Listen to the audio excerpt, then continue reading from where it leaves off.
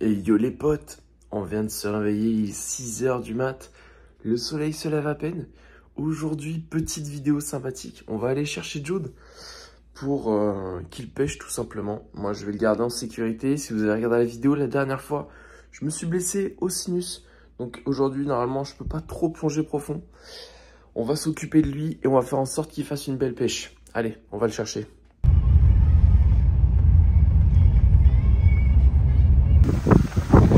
Bon, comme vous pouvez le constater, hein, il fait un temps magnifique, ça donne vraiment envie d'aller à la pêche. C'est fou, hein, à chaque fois qu'on décide d'aller à la pêche, les gars, toujours que le matin ça soit comme ça. Enfin bref, espérons que ça s'améliore.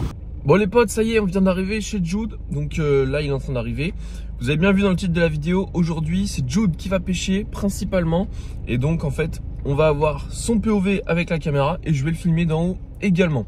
Comme vous avez pu voir, Jude, en fait, il a 16 ans, il a bientôt 17 quand même. En tout cas, c'est un excellent pêcheur, vraiment, il a énormément progressé, que ce soit sur ses techniques de pêche, sur l'approche du poisson et sur l'apnée. Vraiment, il a un niveau affiché qui est incroyable. Et moi, franchement, quand j'avais son âge, je faisais un petit peu de pêche déjà avant. Et je faisais surtout un petit peu d'apnée pour passer le BNSSA. Mais j'avais clairement pas son niveau. Donc non, là vraiment, il a affiché un niveau énorme. Et j'espère que vous allez encore mieux le découvrir dans cette vidéo parce que vous le voyez souvent, mais on le voit pas forcément tout le temps pêcher, enfin du moins de son point de vue. Donc là, j'ai hâte de voir ce que ça va donner à la caméra, voir s'il y a des petites pistes d'amélioration aussi dans sa pêche ou pas. Peut-être qu'il est juste naze en fait. Ça se trouve, il est bon en apnée, mais il est naze en pêche. On verra. Putain, je crois que j'ai pas pris de palme. T'as pas de palme? Mec, non, je crois que j'ai pas de palme. Qu'est-ce qu'il y a? Voilà la star de la vidéo. Hein? Mec, c'est toi que je filme aujourd'hui. Pour moi, c'est pour ça que tu me filmes. C'est mon contenu. C'est toi, Jude. Voilà les mecs, avec quoi il faut composer. Première phrase du matin, j'ai pas de palme. Quel chacal. Heureusement j'ai des palmes pour lui. Dessus. Regardez-moi ce chien de la casse. Pas ça. Ok les mecs, c'est bon, on est sur l'eau. On est parti avec le légendaire Jude. Jude, t'as un mot pour aujourd'hui ou pas? Quoi? T'as un mot pour aujourd'hui ou pas? Moi, le meilleur chasseur du monde. Ok les gars, et l'humidité ici, on connaît pas trop. Bon, comme vous pouvez le voir, la météo elle est pas ouf, hein. Aïe aïe aïe. Bon les mecs, du coup sur le départ, on voit qu'il y a une petite chasse de piaf là, juste là. Et potentiellement donc des dorades. On va essayer de passer dedans en bateau avec le leurre. Et ligne à main, on va voir ce que ça donne. Voilà, c'est parti, la ligne est dans l'eau les potes.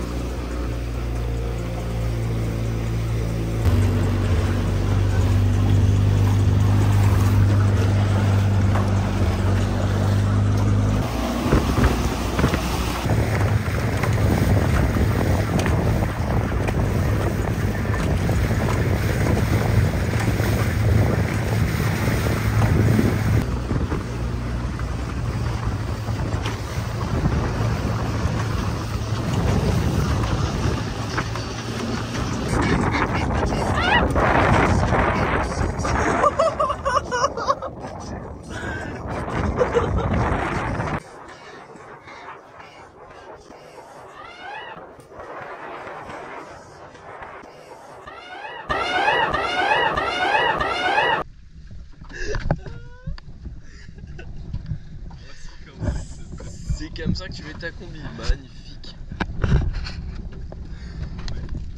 Bon les potes, on finit par se mettre à l'eau et c'est bien sympa parce que les dorades on les a pas eu finalement. Là vous voyez ici mon POV, on reconnaît mon fusil tout simplement. Alors le fusil de Jude on le reconnaît pas spécialement mieux hein, parce qu'en fait il a absolument les mêmes sandos que moi. Et on voit qu'il y a quelques hard-nose, donc obligatoirement je teste un petit peu de plongée. Mais vous allez voir, on va vite repasser sur Jude et je vais tester mes sinus au fur et à mesure de la vidéo. Vous allez voir que ça va quand même s'améliorer pour moi. Bon, on repart sur une vision de Jude un petit peu lointaine parce qu'il a vu également le banc de hard-nose et un peu rapidement, hein, c'est-à-dire qu'il a fait juste une apnée d'échauffement avant. Et bah à la deuxième, il est obligé de descendre, contraint d'aller chercher un poisson, parce que une occasion comme ça, faut pas la rater. Bref, là on a son POV, vous voyez de loin on voyait pas spécialement les poissons qui se confondent très bien dans le paysage marin qu'on a juste en dessous. Et vous voyez, hop, il descend sur le hard nose et donc il va l'aligner, il descend vraiment très calmement, ce qui fait que le poisson fait un virage qui lui sera tout simplement mortel. Et c'est vrai que son flingue est très puissant, il a quand même équipé d'un Picasso 115 cm avec deux beaux sandos d'anti très puissants. Je crois qu'il est équipé en 16 mm. Et donc bah voilà, la flèche elle transperce obligatoirement le poisson. Et ensuite bah, il a plus qu'à le remonter. Et moi j'arrive derrière, donc j'étais un petit peu loin au moment de cette surveillance, mais vous voyez je suis vite arrivé par derrière, enfin juste derrière lui pour lui filer tout simplement le couteau et pour qu'il puisse clean le poisson le plus rapidement possible, histoire qu'il souffre pas trop, et puis en plus de ça enlever le sang, parce que le hard-nose c'est un poisson qui saigne, enfin qui a beaucoup de sang par rapport aux autres types de carangues je trouve, et c'est vrai que la chair elle est un petit peu différente des autres carangues. C'est l'une des seules carangues par ailleurs qu'on peut manger, mais par exemple un permite qui va faire 2 ou 3 fois son poids bah, n'aura pas du tout autant de sang. C'est vrai que c'est incroyable. Je vous montre un petit peu la vue que j'avais aussi moi de mon côté pour un petit peu voir ce petit nuage de sang. Vous voyez, ça en fait beaucoup de partout. D'ailleurs n'hésitez pas à me dire en commentaire si vous aimez bien avoir 2 points de vue comme ça. Bon, avec Jude on va essayer d'en faire un petit peu plus souvent, même si lui il a vraiment du mal avec la GoPro sur le masque. Il me l'a dit, hein, la GoPro ça gêne. C'est vrai que moi je suis habitué parce que ça fait déjà 2 ans que je chasse avec ça, mais ça fait un énorme poids sur la tête, et quand c'est les premières fois qu'on le fait, bah on est clairement pas habitué. D'ailleurs, Jude, il a une chaîne YouTube et un Instagram, je vous le mets tout de suite voilà, sur l'écran. N'hésitez pas à aller le follow, que ce soit sur YouTube ou Instagram. Ça fait super longtemps que je dis de se lancer vraiment sérieusement dans les réseaux de la pêche, parce qu'il est super jeune et il est super bon. Donc faut en profiter le plus jeune possible pour se lancer et tout simplement bah, vivre l'aventure aussi, parce qu'à chaque fois les réseaux on y passe du temps. Donc quitte à faire de belles actions comme ça, franchement ça serait cool qu'il vous les partage également. Donc lâchez-lui de la force. Bon, moi je suis descendu et j'ai vu un hard-nose passer et j'ai essayé de le prendre, sauf que malheureusement bah j'ai loupé. Voilà, je suis descendu, j'étais bloqué à 7 mètres à ce moment là, parce qu'au niveau des sensations du nez c'était pas ouf. Et bon bah finalement 7 mètres ça allait à ce moment là, même si la sensation était pas agréable. Cependant ça me faisait pas mal, hein. Ça me faisait juste une sensation un petit peu de voilà, d'oppression dans le nez, mais sans douleur. Et comme vous pouvez voir, Jude il enchaîne avec une langouste. Alors on le voit pas ici, mais il a loupé en fait la langouste, elle s'est barrée et on a un courant énorme. Et c'est ce qui va dire en fait, en remontant à la surface, le courant en fait nous fait dépenser tellement d'énergie pour rester sur place au-dessus, qu'en fait bah on se retrouve très vite fatigué. Juste après ça, il y a un énorme Rainbow Runner, enfin 2 Rainbow Runners qui passent devant moi. Pour une fois, j'avais le fusil chargé quand ils passent devant moi. Et ben en fait, ils se sont jamais rapprochés comme ils le font d'habitude. Donc j'avais bien les boules parce que là, ils étaient très très gros ceux-là. Ça aurait fait vraiment du très beau poisson à ramener. Et c'est dommage, très clairement, que j'ai pas pu en avoir un ou 2. Oh putain, incroyable. Incroyable. Conditions de merde, mais poissons incroyables. Bon évidemment le condition de merde il est à relativiser, mais prenez un petit peu voilà la visibilité qu'on a. La visibilité est excellente bien sûr, on a beaucoup de poissons à côté, mais c'est ce que je dis, c'est pas parce qu'on a de belles conditions que les poissons sont forcément là de toute façon. Donc en fait on a un courant qui est tellement énorme que les apnées en deviennent vite très compliquées sur du 15 mètres, alors qu'on est vraiment habitué à cette profondeur très facilement à rester longtemps, et là ça devient compliqué d'y rester.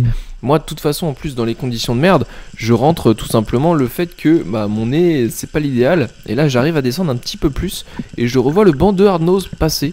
Donc voilà, c'est encore une action où c'est moi qui suis acteur dans la caméra, mais vous allez voir on va vite repasser sur Jude, sachant que je voulais quand même essayer de ramener un poisson. Voilà, je suis trop vite tenté en fait de voir un poisson.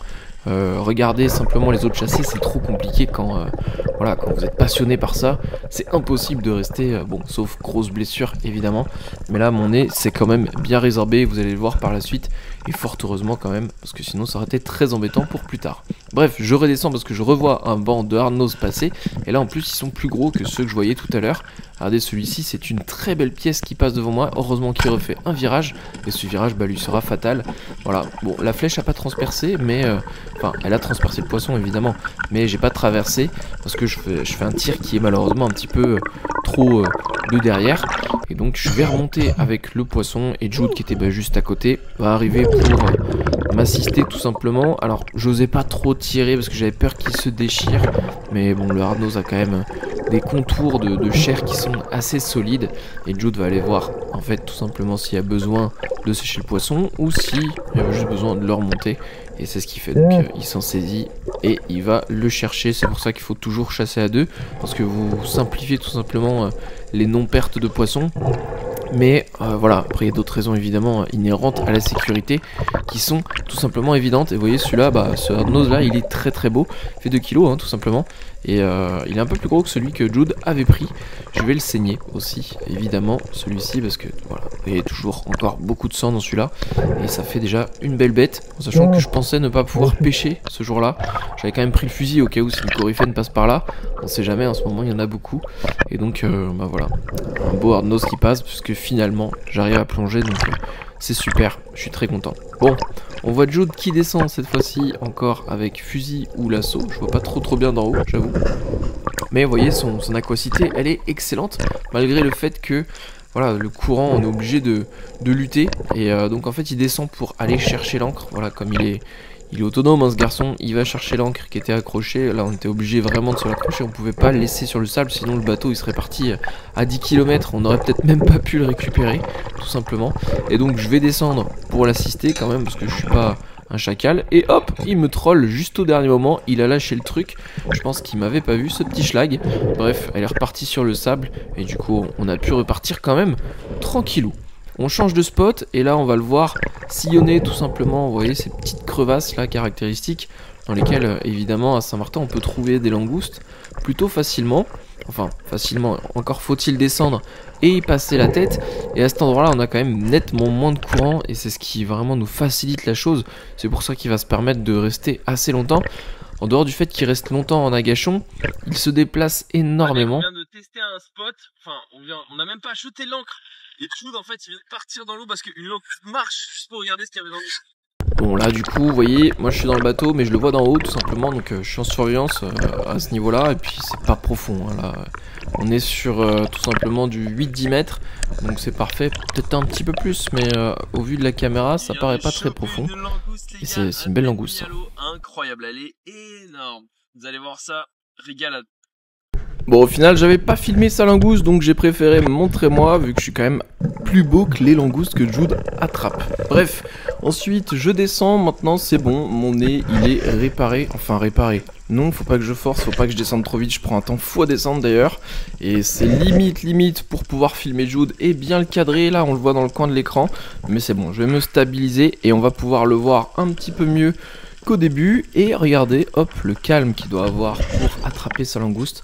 Là il a une aquacité très bien, une flottabilité qui est parfaite. Il est vraiment équilibré sur le sol, il n'hésite pas à se poser d'ailleurs.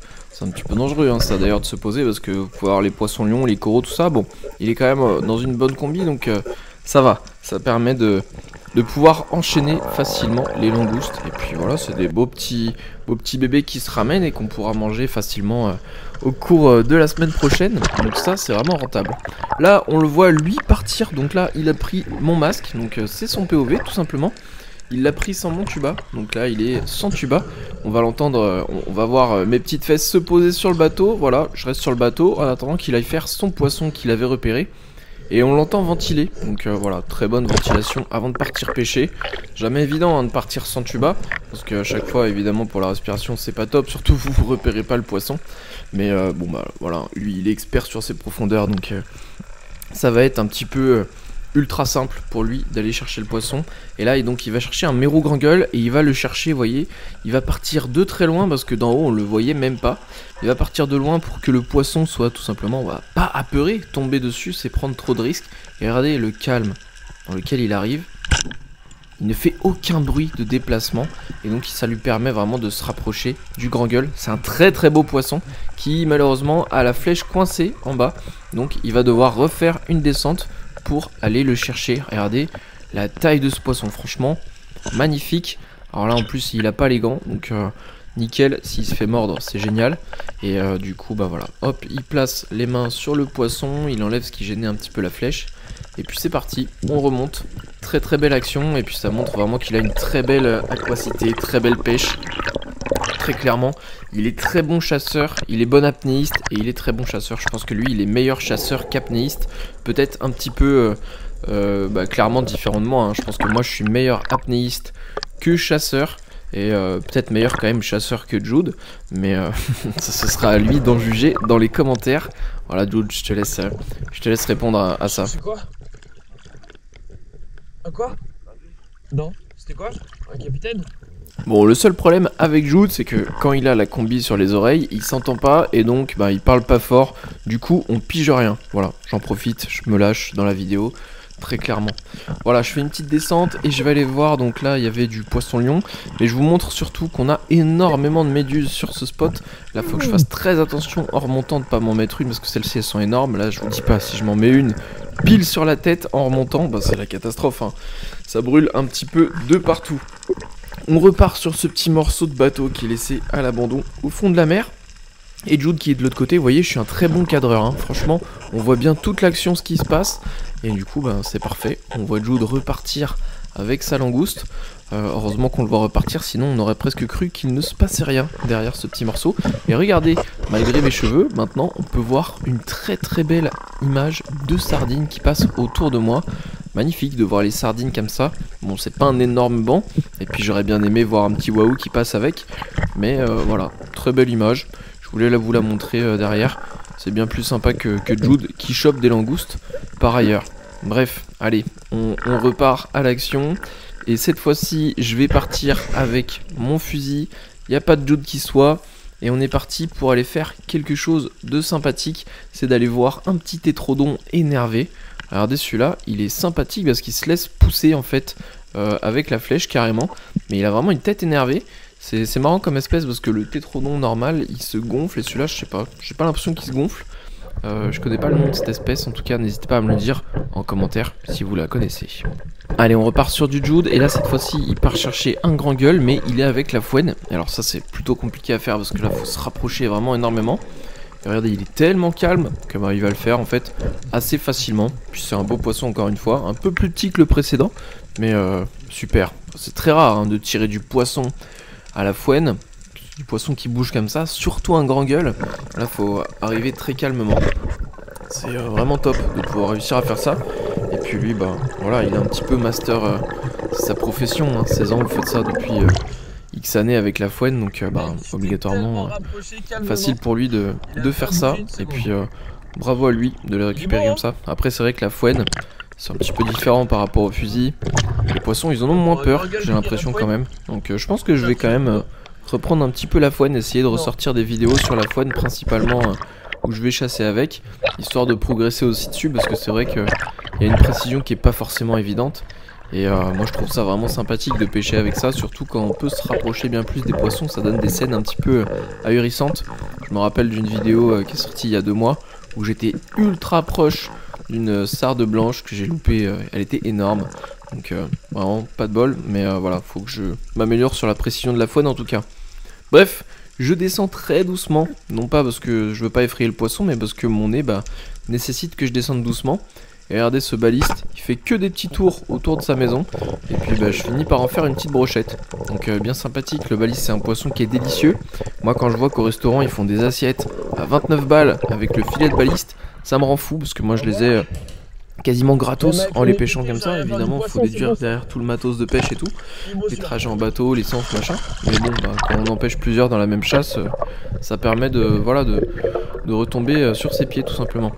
Bref, juste après il y a des oiseaux qui étaient intéressés par ce qui se passait dans l'eau, par ce qu'on faisait. Donc vraiment scène what the fuck j'ai envie de dire, parce que je me suis rapproché énormément et c'est vraiment impressionnant de voir comment ils peuvent mettre leur tête dans l'eau, la garder longtemps en apnée également, et puis bah regardez ce qui s'y passe.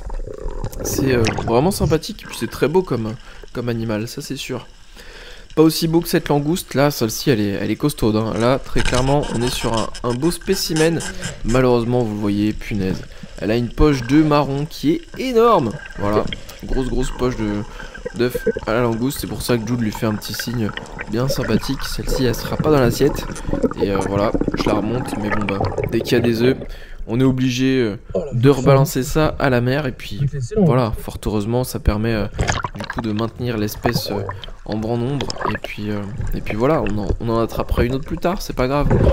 Regardez, hop, j'enlève le lasso et ça repart. Ça enlève 2-3 petits œufs quand même, parce que là ils étaient vraiment très marrons. Donc je sais pas si ils étaient en train de est-ce qu'elle allait les poser quelque part, tout ça.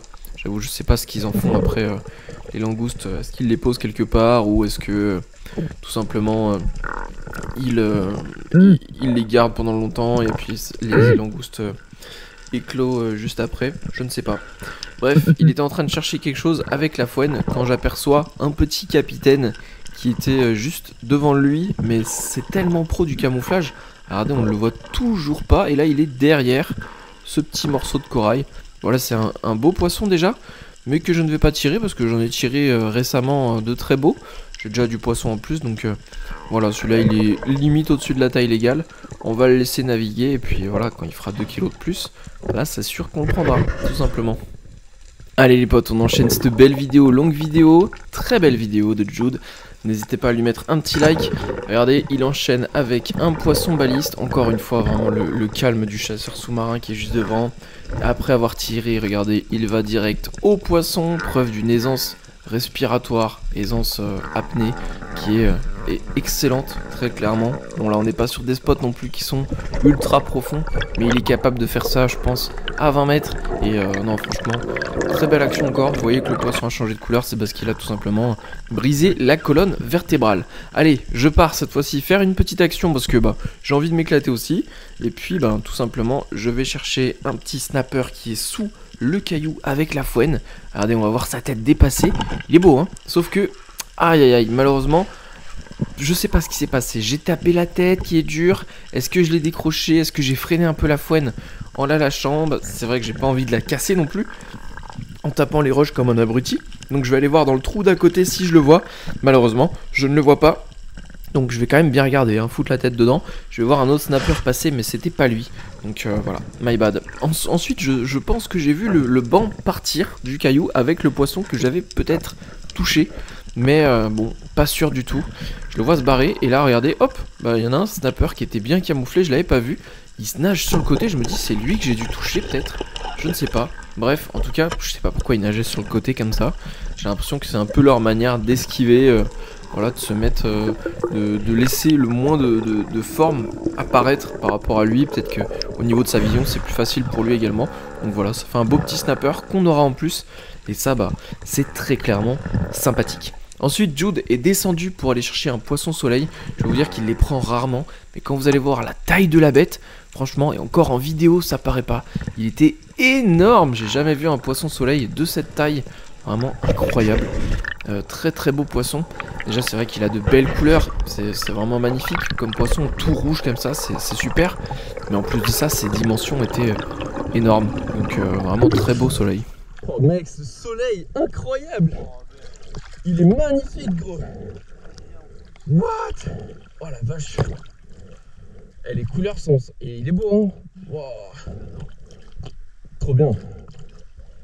Allez, je repars pour faire une langouste, ce sera la dernière de la session tout simplement et vous allez voir par la suite que la scène, elle va être épique. Bon, cette langouste qui est devant, très clairement elle a un morceau d'antenne cassé, voire même les 2 morceaux d'antenne cassés, celle-ci elle est énorme, mais mon lasso ne passe pas tellement elle est grosse.